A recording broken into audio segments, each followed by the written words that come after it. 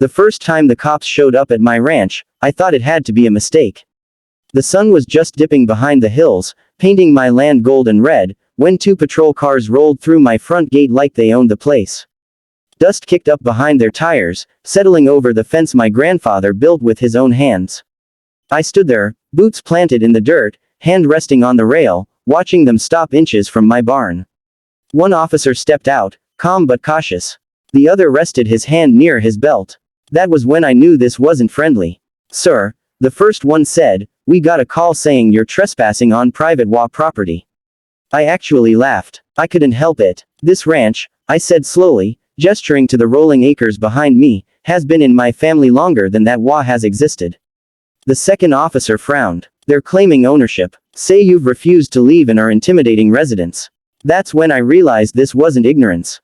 This was entitlement. The HOA, Willow Creek Estates, had been creeping closer for years.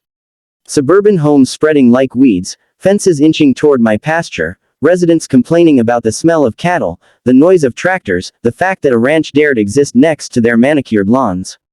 But calling the cops, claiming my land was theirs, that was new. I showed the officers my deed, county records, and survey maps.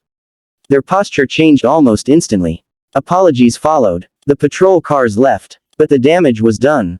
Because standing across the fence, watching with crossed arms and smug smiles, was the HOA president herself, Melissa Grant.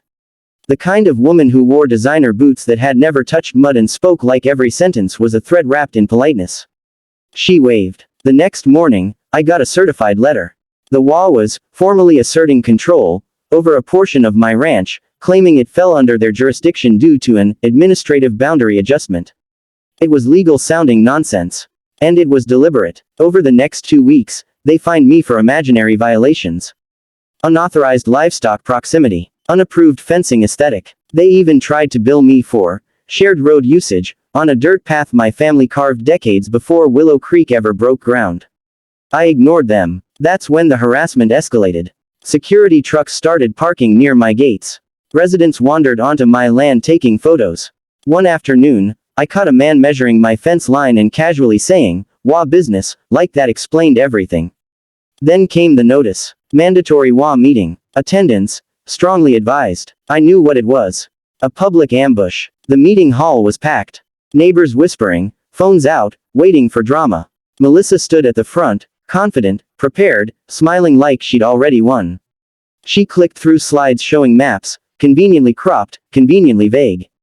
"As you can see," she said, pointing, "this land falls within Willow Creek's managed area. For community safety and value preservation, we're requesting compliance." Murmurs filled the room. I stood up. "I'd like to see the full county survey," I said. Melissa's smile tightened. "We've already." "The full survey," I repeated. "Not the edited one." Silence. She deflected. I pressed. The board shifted uncomfortably. That's when I dropped my first bomb. "I've reviewed your HOA bylaws," I said calmly. "And your incorporation documents." Melissa blinked. "You're operating under an expired charter," I continued. "It lapsed 3 years ago. Which means, legally, this HOA doesn't currently exist."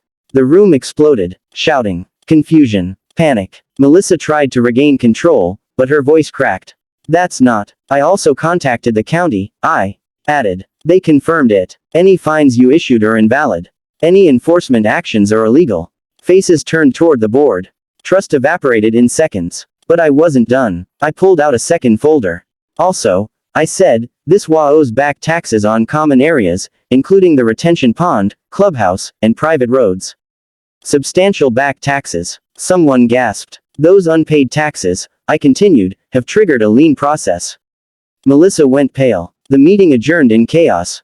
But that was only the beginning. Because 2 days later, I made my move. I purchased the lien. And suddenly, the HOA that tried to steal my ranch was standing on land they didn't legally control, land I now had a claim to. They thought they could bully a rancher. They had no idea what was coming. The tone changed after that meeting. Where there had been arrogance, there was now fear. Emails stopped sounding threatening and started sounding polite, desperate, even. Melissa stopped showing up at my gate. Security trucks vanished overnight. But I wasn't interested in peace yet. Because when someone calls the cops on your home, your land, your legacy, you don't just forgive that. The lien gave me leverage. Real leverage. I didn't rush it. I waited. Let the board panic. Let rumors spread. Let residents realize their HOA had been mismanaged into the ground by the same woman who promised to protect property values. Then I sent one letter. A formal notice stating my intent to attend the next HOA meeting as an interested party with financial stake. Attendance tripled. Melissa looked like she hadn't slept in weeks. Her confidence was gone. Her voice shook as she called the meeting to order. I stood up before she could even start. "I'm not here to take your homes," I said calmly. "I'm here to take responsibility." That caught them off guard. I explained everything. The expired charter. The illegal fines. The unpaid taxes. The lien. And unless this HOA restructures immediately, I finished, the county will dissolve it. Assets will be seized. Roads revert to public control. Fees skyrocket. People turned on the board instantly. "Why didn't you tell us?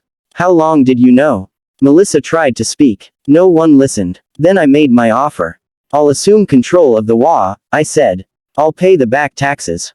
Reinstate the charter properly. Stabilize the finances." Gasps. "In return," I continued, "the HOA withdraws all claims against my ranch.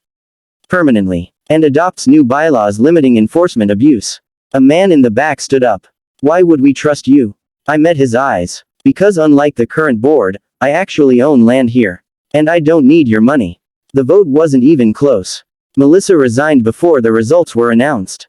By the end of the night, I controlled the HOA. The irony was beautiful. The first thing I did as acting director. I erased every fine issued against me. Then I dissolved the private security contract that had harassed my ranch. Then I rewrote the nuisance rules, protecting agricultural operations, noise, livestock, and long-standing land use.